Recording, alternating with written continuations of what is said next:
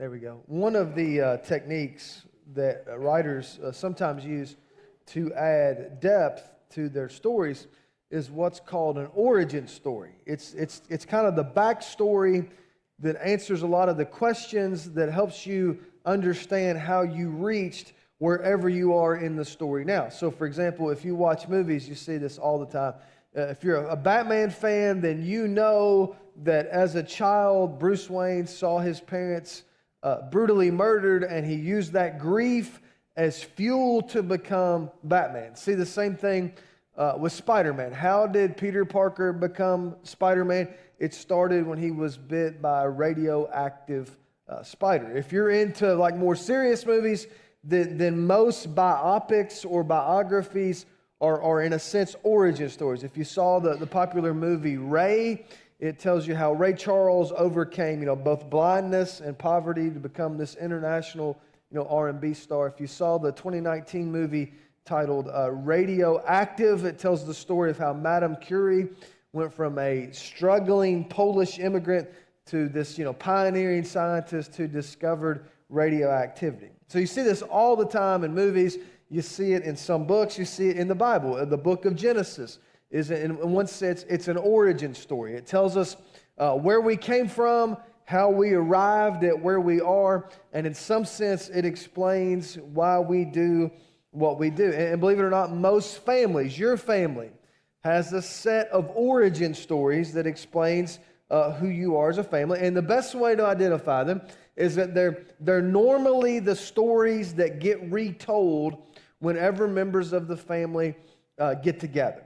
So it's the story about how Grandpa, saw Grandma that first time and somehow knew she was the one. It's the story about Grandpa coming back from the war, or when he took the new job and put down roots in a new place so he could provide a better future for his kids. It's the story of when Mom and Dad, ran away and got married because nobody would sign off on it.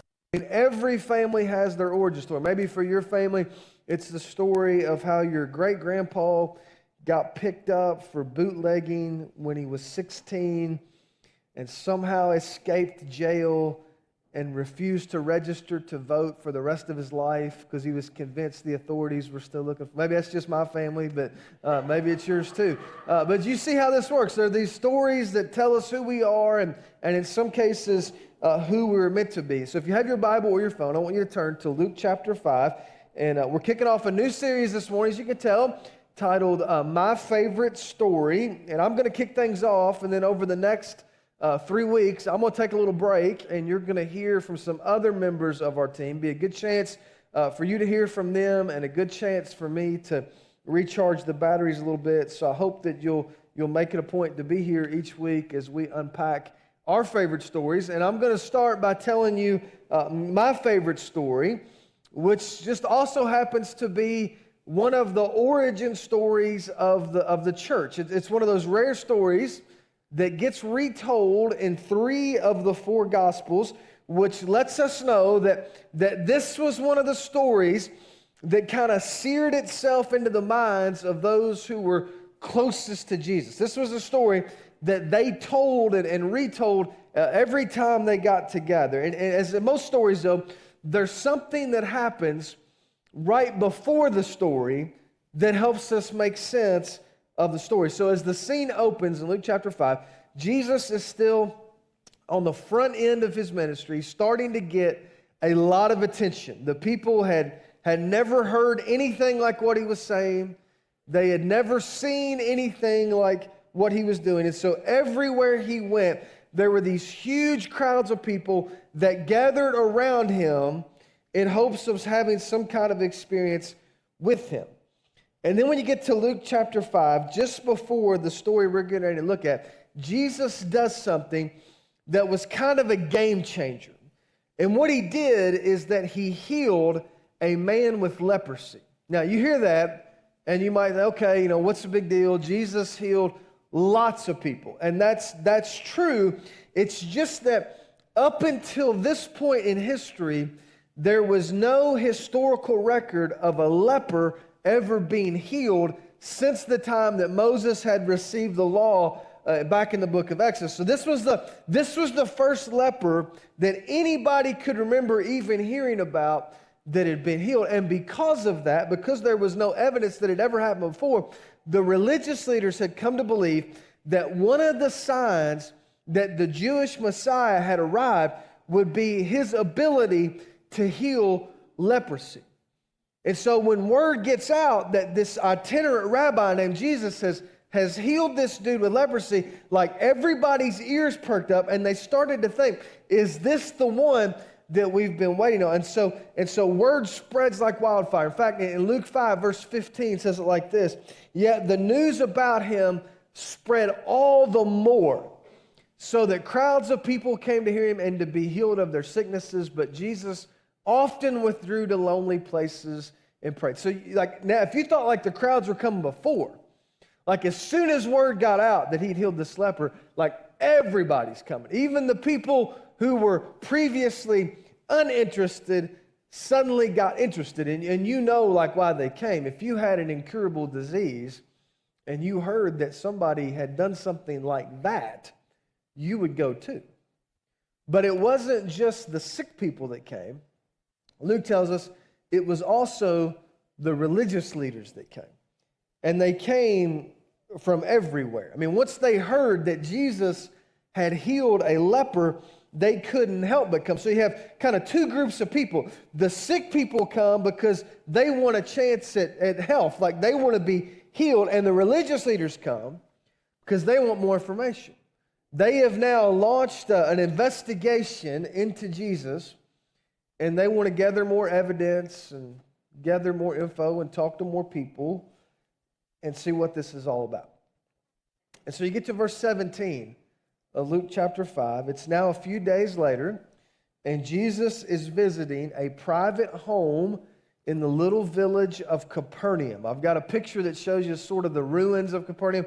That's sort of what it looked like. It was a community kind of like our community. The population was less than 1,500. It was located on the northwest corner of the Sea of Galilee. And so everything in that little community revolved around the sea. It revolved around the lake. And it was also home to Peter, who was one of Jesus' earliest followers. And so a lot of people, when they read this story, they conclude that what we're about to read happened at Peter's house. Now, you can't prove that from the text, but it makes a lot of sense. And so the best implication we have, the best inference we have is that Jesus is in Capernaum. He's got part of his little entourage with him, the part that's already signed up to follow him, and they stop in to visit at Peter's home with Peter's family, and all of a sudden, all these people start showing up. And it's sick people, and it's religious people. And here's what happens, verse 17 of Luke 5. One day, Jesus was teaching.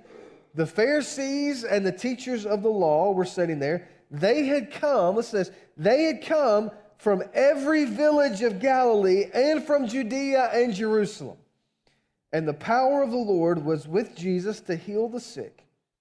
So men came carrying a paralyzed man on a mat, and they tried to take him into the house and lay him before Jesus. When they could not find a way to do this because of the crowd, they went up on the roof and lowered him on his mat through the tiles into the middle of the crowd, right in front of Jesus. So, verse 18, you're introduced to the kind of the main characters of the story. This little group of guys, probably at least 4 of them, maybe a few more, and they've brought their friend, this paralyzed man, because they've heard that Jesus has done like the impossible, and so they think if he could do it like for other people, then maybe he can do it for our buddy. And we really don't know much at all about the guy who was paralyzed. We don't know if it was a result of some accident or if it was a condition he was born with. But we do know that in the first century, like being paralyzed was second only to a death sentence. Like there was no wheelchairs, there was no social programs, there's no occupational therapist to help you figure out how to get around. I mean, there was none of that. In fact, the only chance that a paralyzed person had in the first century was either to become a professional beggar or to depend on the goodwill of their friends. So this guy's friends, who I'm sure kind of took care of him and made sure he had what he needed, they hear about Jesus and they decide, we're going to take our buddy to Jesus because what's the worst that could happen? He's already paralyzed. It's not like it's going to get any worse than that. So they load him up and they take him to this place, this home where Jesus is at. And the problem is when they get there, the house is already full. Like there's nowhere to go. There's no seats available.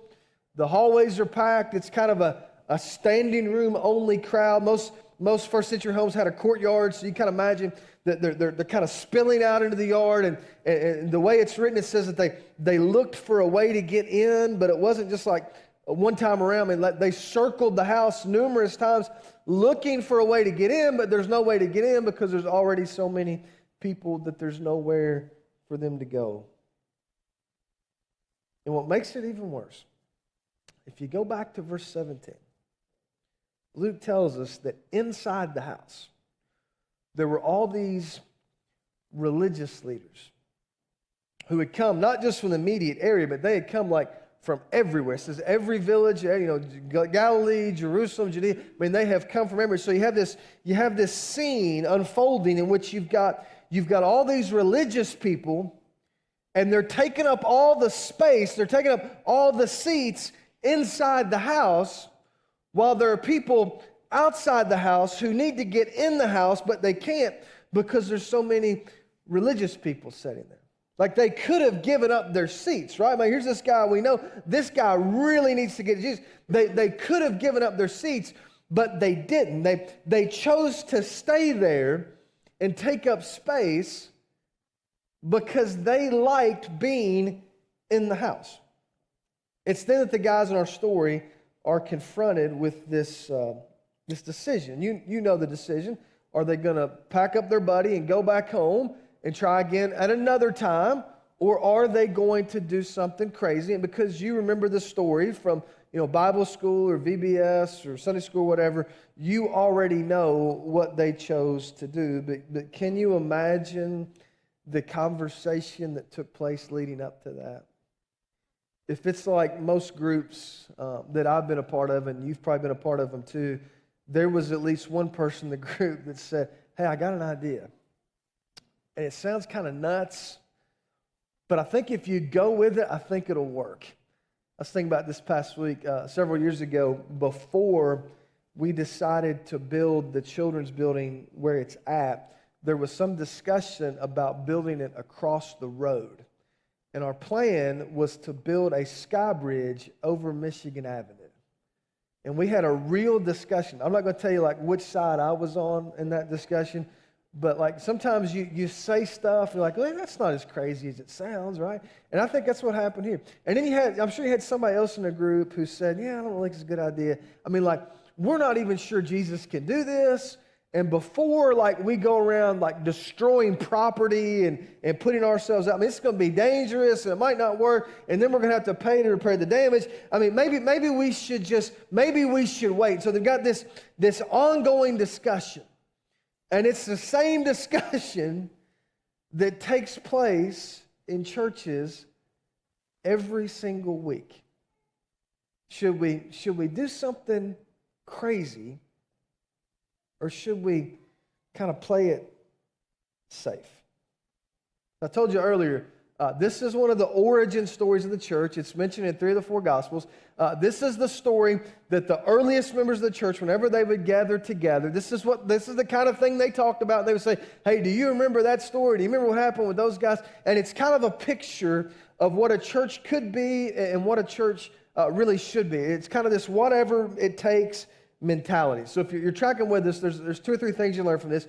And here's the first one. It's that as a church, we should operate with a sense of urgency in fulfilling our mission. See, the men in this story, they displayed this incredible bias for action.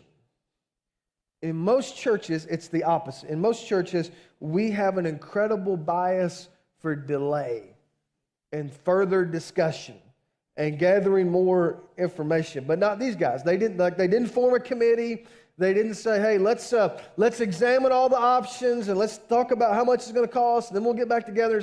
They didn't do any of that. Instead, they decided to act in the moment. Historians tell us that in the ancient world, ancient first century, most of the houses were built close together, and some of them even had a stairwell on the outside. So whether it was like Peter's house, and they went up the steps, or whether they went down the street, went up somebody else's steps, and kind of worked their way over, at some point, they wound up on the roof of this house. And you can imagine everybody on the street kind of looking up there thinking, what are these guys getting ready to do? And keep in mind, it would have been easier not to do anything. Like, it would have been a lot easier just to say, this is not going to work out today. This is not the best plan. We didn't really think this through. But for them, they didn't see that as a viable option. So they didn't think like, we're going to go home and try again. They decided to do something that on the surface was dangerous. It was impractical. It was exhausting. And it turned out to be expensive. And they carried their friend up the steps. And then they climb up on the roof. They had an incredible sense of urgency that wouldn't let them walk away without doing something. Let me ask you,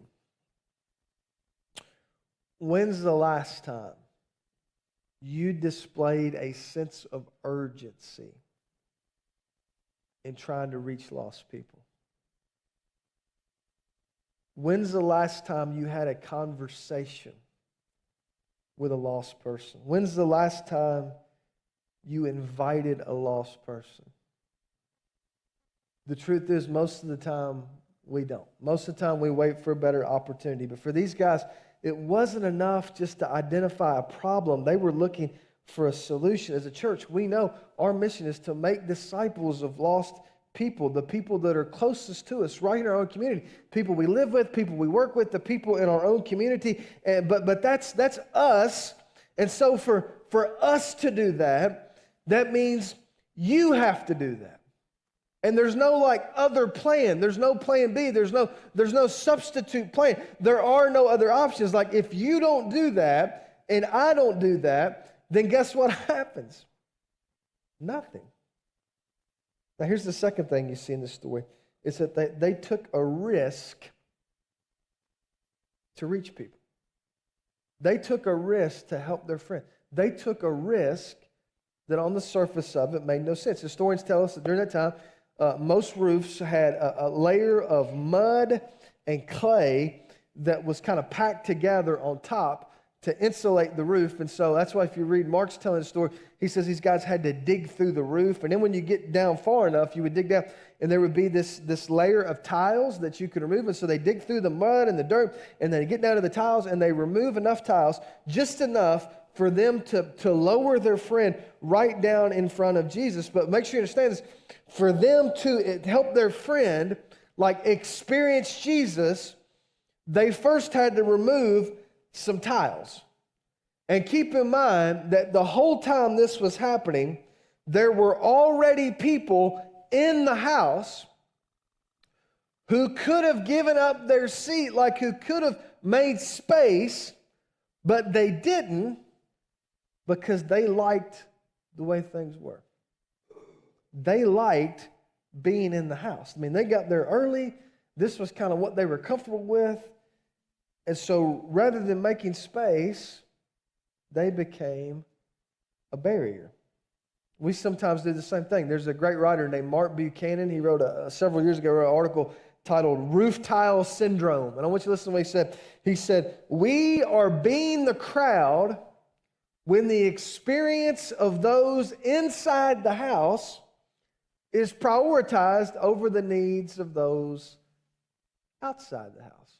You ever done that? Have you ever fallen into the trap of thinking that the church is more about you than it is the people who aren't here yet? I have. I've done that a lot. One of the dangers of a church is if you're not super careful, there's this magnetic pull that pulls you in this direction. If you're not careful, even without realizing what's happening, you'll start to spend all your time obsessing over what's happening and what's going on and how can we serve the people who are already in the house, and you forget about the people who are outside the house who need to get in the house. I want to read you just a little bit more from this article that Mark Buchanan wrote. He said, roof tile syndrome is when we are so caught up in the preaching of Jesus that we turn our backs to the needs of those who are still outside the building. We become barriers and not gateways. It's when we care more about keeping things intact than about restoring lives that are shattered. It's when we're more upset when stuff gets broken than we are excited when the broken are mended. It's when we're so fearful of upsetting the religious folk or the homeowners in our midst that we stop taking risks to get people to Jesus. It's when my program, my office, my title, my privilege, my influence, my comfort takes precedence over others' needs. It's when the church exists for itself and says, to hell with the rest of you. Now, there are two types of churches. You know this. There are insider-focused churches. There's lots of different type denominations and all that stuff and labels, but there's only two types.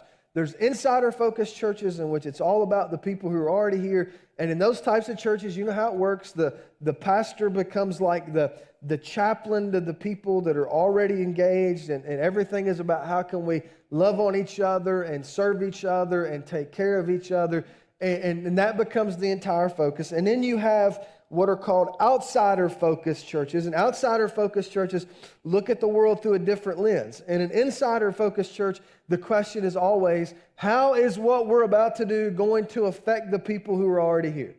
An outsider-focused church asks a different question. Asks the question, how is what we're about to do either going to help us connect with lost people or not connect with lost people? And that becomes the primary lens through which they view the world. And so in an outsider-focused church, sometimes you do things that are risky and impractical and sometimes really expensive, all for the hopes of reaching people who are not yet here. And it seems simple enough. The problem is that even in outsider-focused churches, there's like this gravitational pull that pulls you back to becoming an insider-focused church. And the reason for that is, it's not hard to understand. The reason that's true is because we're on the inside. Like if we were on the outside, it'd be different, but because we're on the inside, that becomes the lens. So when we start to view, like, instead of how does it affect us, it's how does it affect me? If you're not super careful, you lose your edge. You lose your ability to focus on the people who are not here yet. So in our culture today, you know this, most churches are insider focused, but when you look at the example of the early church, and even before the beginning of the early church, you see the people who were closest to Jesus willing to take incredible risk in hopes of reaching people who were not yet in the house. They felt like they were stuck outside the house, and so they told stories like this one to remind themselves of who they were and what they were supposed to be about. Now, there's one more thing you see in this story, and it says, the church, we have to boldly communicate the gospel. You get down to verse 20, and Jesus says something that really sets the religious leaders back on their heels. I mean, it's the kind of thing, like as soon as he said it, they would have been looking at each other thinking, did he just say what I thought he said? Check this out, verse 20. When Jesus saw their faith, he said, friend, your sins are forgiven. The Pharisees and the teachers of the law began thinking to themselves, who is this fellow who speaks blasphemy? Who can forgive sins but God alone? To make sure you understand, the religious leaders were right. I mean, nobody can forgive sins except for God, but Jesus was also right, and he was sending this clear but subtle message to all the religious leaders in the room that he wasn't just a guy who said interesting things and sometimes performed miracles. He was actually God in the flesh, and he wanted them to know it. And so nobody knows quite what to make of this. And so verse 22, Jesus knew what they were thinking, and he asked, why are you thinking these things in your hearts? Which is easier to say, your sins are forgiven, or to say, get up and walk? But I want you to know that the Son of Man has authority on earth to forgive sins. So he said to the paralyzed man, I tell you, get up, take up your mat, and go home. And immediately he stood up in front of them, took what he'd been lying on, and went home praising God. Most of the time we read this, and we can't help but read this as if it's a miracle story. And in one sense it is. But scholars actually classify this as what's called a declaration story. We read this and we put the emphasis on the fact there was this paralyzed man and he was healed and he was on this mat and he got up and he walked out and he carried it home. And that's all true, but if you follow the flow of the narrative, you'll understand that the miracle only came after the declaration. Like the miracle was only meant to confirm that this guy's sins had been forgiven. And it's a subtle but important reminder to us that the most important thing is not a person's physical health. It's whether or not they've had their sins forgiven. So as a church, like if we excel in everything else, like if we excel in feeding programs and caring for each other and loving on each other, but we don't get that right, then we failed. And then you get to verse 26. And verse 26 is why this is my favorite story. This is the line that I like the most. It says, everyone was amazed and they gave praise to God. They were filled with awe and said, we have seen remarkable things today. Here's what's so cool about this. The phrase remarkable things in Greek is one word. It's the word paradoxos. It's where we get our English word paradox. What is a paradox? It's something that on the surface you see it and it doesn't seem to make sense. Like it doesn't fit together. The dictionary defines it as a seemingly absurd or self-contradictory statement or proposition. And so Luke tells us that as the crowd left that day, like as they went home, they went away talking about something that they had seen that to them didn't make any sense. Like there was no way to wrap your mind around this to explain how this happened. They'd seen this guy who was paralyzed. Some of them may have known him, and he comes in, he's on this mat, and he gets up and he walks home and he carries the mat with him, and they walk away and they say, never seen anything like that before. Can I just tell you, that's the kind of church deep down inside that you want to be a part of. You want to be a part of a church that doesn't go through the motions, that it's not routine, but it's remarkable. There are things happening that nobody can explain. I mean, that's what you were created for. That's what you want to experience. Let me try and bring this home. I've got a picture I want to show you. This was taken my first Sunday here in August of 2011. That was 14 years ago. If you look closely, I was 14 years old and Frank was 15. And we were talking about how excited we were to hopefully get our driver's license. No, we were not that young, but we were younger then than we are now. And many of you were younger then than you are now. So I did some research over the last week for something I'm working on in the fall, and I wanted to share something with you. This will be interesting to some of you. Did you know since 2010 up until today, the population of Wayne County has declined 6.2%. You know that in the last 15 years, basically, our population has gone down over 6%. Now, every year, it's been between 0.28 and 0.38. So it's never been like falling off a cliff, but it has been a steady decline in population. There's been some debate among the people who study this kind of thing whether or not that decline has plateaued in the last couple of years. But all the projections are that our community will continue to decline over the next few years. And by the year 2050, they say our population will be somewhere around 17,000. That's all the projections. Now, here's why I bring that up. At the same time that our community has declined, our church has continued to grow.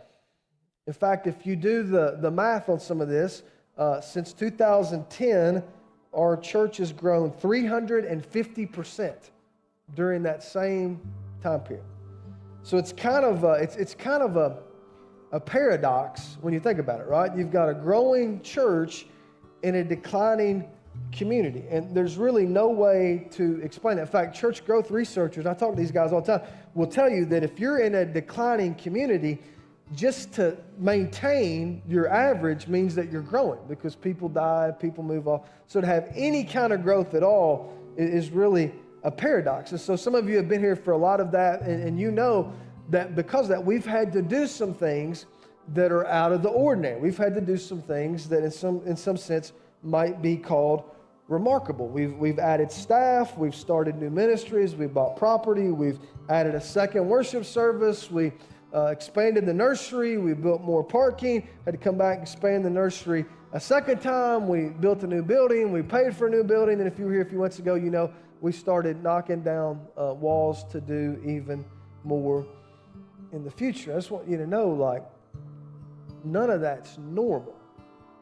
Like, all of that is abnormal. In some ways, it's remarkable. At the same time, things continue to go. We've seen more people come, more baptisms. They took more kids to camp 2 weeks ago than any other time in history, had more kids at VBS, more volunteer leaders than ever before. I mean, I'm just telling you, like when I came here in 2011, like if you talk to that guy, I had no idea I'd still be here.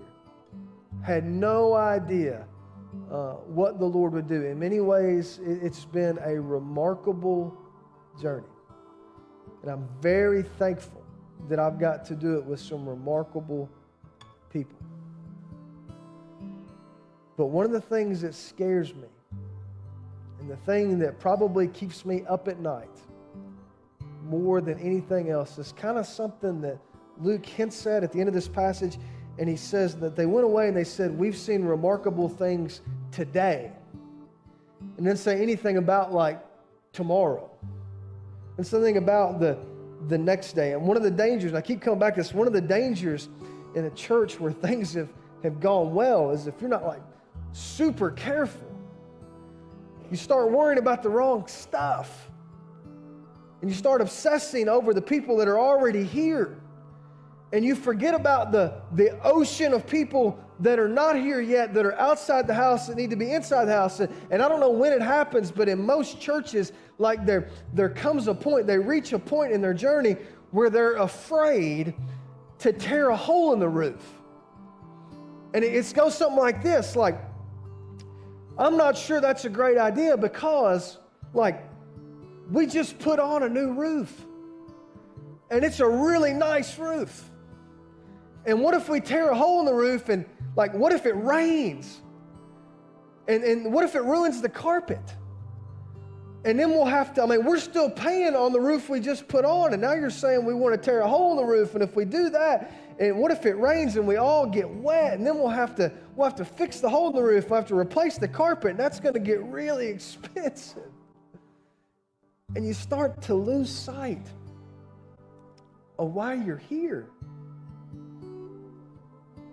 The question is, how do you keep that from happening? So here's how you keep it from happening. In your bulletin, there is a line at the bottom of your outline, whether you filled in the rest of it or not. I want you to fill this in. There's a line that in big bold letters says, whatever it takes.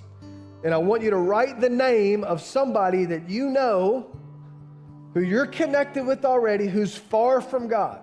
And if you don't know anybody that's far from God, you need to go meet somebody that's far from God. Because the only way to maintain your focus on what truly matters is to stay engaged in the mission. So I want you to write a name down, and I want you to promise yourself that you're going to pray, you're going to send that text, you're going to talk, you're going to do whatever it takes to help that person that you know and love who's outside the house find their way inside the house. One of the coolest verses in this passage, it says that when Jesus saw their faith, he said, your sons are forgiven. At first, it seems like a misplaced pronoun. It seems like it should say your faith, but it doesn't. It says their faith. It's a reminder that sometimes it's our faith that helps bring other people to where they need to be. Somebody did that for you, and I want to challenge you to do that for somebody else. I want you to stand with me. We're going to sing a couple songs here, and if you're here this morning and you're ready to publicly identify with Christ, maybe you're like the paralyzed man in that you're kind of stuck. We'd love to help you get unstuck.